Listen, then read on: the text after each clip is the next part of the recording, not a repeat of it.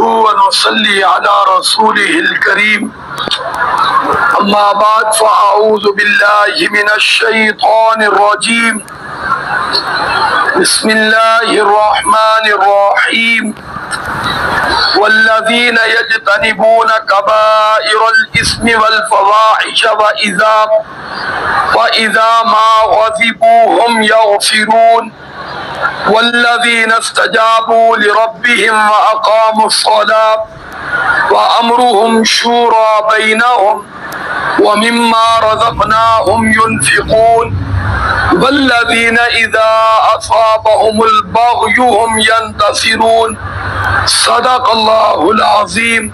درود شریف پڑھ. اللهم صل على محمد وعلى آل محمد كما صليت على إبراهيم وعلى آل إبراهيم إنك حميد مجيد. اللهم بارك على محمد وعلى آل محمد كما باركت على إبراهيم وعلى آل إبراهيم إنك حميد مجيد. 25واں پارہ سورۃ الشورى رکوع نمبر 4 چل رہا ہے. آیت نمبر 37، 38 اور 39 تلاوت کی گئی ہے. گزشتہ آیت میں گزرا تھا کہ ایمان والوں کے لیے اللہ رب العزت کے پاس جو نعمتیں ہیں وہ دنیا کی نعمتوں سے بہتر بھی ہیں اور ہمیشہ رہنے والی بھی ہیں.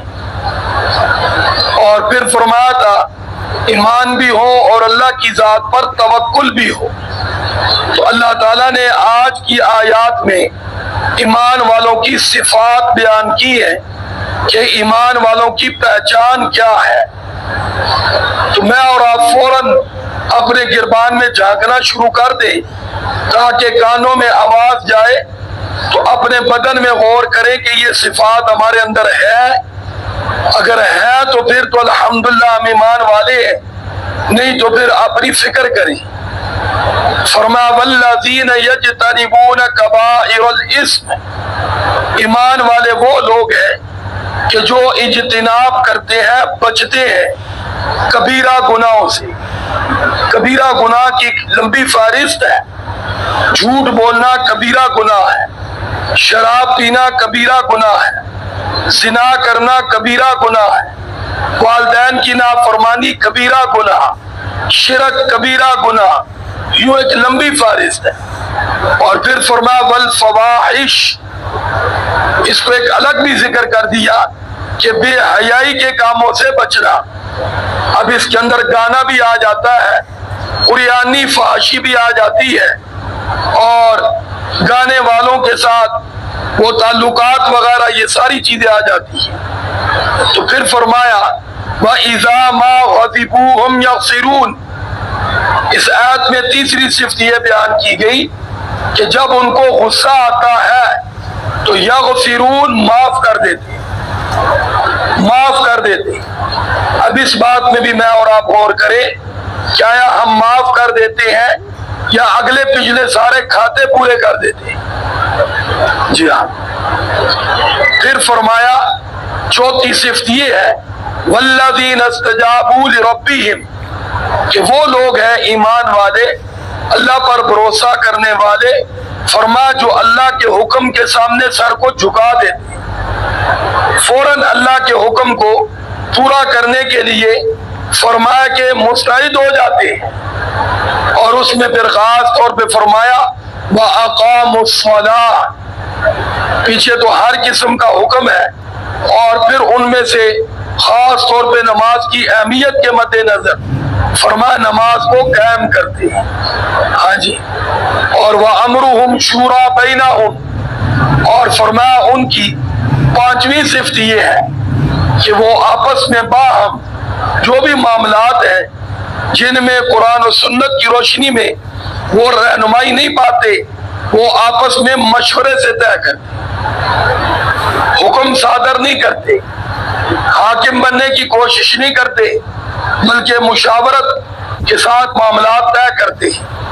پھر فرمایا ان کی چھٹی صفت یہ ہے وَمِمَّا رَزَقْنَاهُمْ ينفقون کہ وہ ہمارا دیا ہوا رزق ہمارے راستے میں خوش دلی کے ساتھ خرچ کرتے ہیں. ہاں جی، اب اس میں بھی یہاں خاص طور پہ ہم پھنس جاتے ہیں. جب اللہ کے راستے کی بات ہو تو بس پینشن ملے گی تو پھر دیں گے. تو بہرحال پھر فرمایا والذین اذا اصابہم البغی، یہ کون سی صفت ہے؟ 7ویں. فرمایا ان کی 7ویں صفت یہ ہے جب ان کے اوپر ظلم زیادتی ہو، کوئی سرکشی کرے تو ہم ینتصرون، وہ بدلہ بھی لیتے ہیں. یاد رکھنا معاف کرنا بہت اچھی بات ہے، لیکن بعض موقعوں پر معاف کرنے کی بنسبت بدلہ لینا اچھی بات ہے. کب؟ جب ایسا شخص ظلم زیادتی کر رہا ہے کہ جو ظلم زیادتی ہر ایک کے ساتھ کرتا ہے اور آگے بڑھتا ہی جا رہا ہے، معاف کرنے کی صورت میں وہ مزید آگے بڑھے گا، دوسروں پر بھی ظلم زیادتی کرے گا. تو ایسے شخص سے بدلہ لینا معاف کرنے سے بہتر ہے. معاف کرنے سے کیا ہے بولو بھائی؟ ہاں بہتر ہے. ہر وقت بھی معافی نہیں ہوتی، کیونکہ معافی کی صورت میں وہ معافی سے نجائز فائدہ اٹھاتا ہے. وہ عادی مجرم بننے کے چکروں میں، جس طرح بچے نے چوری کی، ہے جی آپ نے سمجھا دیا چھوڑ دیا، پھر چوری کی سمجھایا چھوڑ دیا. اب صرف سمجھاتے ہی نہیں رہنا، اب دھکائی کرنی بھی چاہیے تاکہ وہ اس سے کیا آ جائے بولو بھائی؟ بات آ جائے. محلے میں، قوم قبیلے میں، ہاں جی کوئی جوانی کی طرف بڑھ رہا ہے تو ظلم زیادتی کرتا ہے، گناہ میں ملوث ہو رہا ہے، سمجھا دیا چھوڑ دیا، لیکن وہ مزید آگے تو صرف اس کو چھوڑنا ہی نہیں، وہ تو اور آگے بڑھتا رہے گا. اس کو لگام بھی ڈالنی ہے. ہاں جی اس کو لگام بھی ڈالنی ہے. اس لیے یہاں اس بات کا ذکر ہے. ویسے معاف کرنا اچھی بات ہے، لیکن اس کو معاف کرنا جو کہے آئندہ کبھی غلطی کا موقع نہیں دیں گے، آئندہ کبھی آپ کو شکایت نہیں ہوگی، اس کو معاف کر دینا چاہیے. لیکن جس کے اندر پتہ چل جائے کہ یہ جراثیم تو پروان چڑھ رہا ہے، یہ تو عادی مجرم بنے گا، تو اس کو وہیں پہ روکنا، اس کو سزا دینا، یہ معاف کرنے سے بہتر ہے، کیونکہ اس کی خیرخواہی اسی میں ہے. تو اللہ رب العزت مجھے اور آپ کو یہ تمام صفات اپنے اندر اپنانے کی توفیق عطا فرمائے، اور اگر پہلے سے موجود ہے تو الحمدللہ اللہ ان کی حفاظت کرنے کی توفیق عطا فرمائے. وآخر دعوانا ان الحمدللہ رب العالمین. درود شریف پڑھ لیں. اللہم صلی علی محمد وعلی آل محمد کما صلیت علی ابراہیم وعلی آل ابراہیم انک حمید مجید. اللہم بارک علی محمد وعلی آل محمد کما بارکت علی ابراہیم وعلی آل ابراہیم انک حمید مجید. لا الہ الا اللہ محمد الرسول اللہ صلی اللہ علیہ وسلم.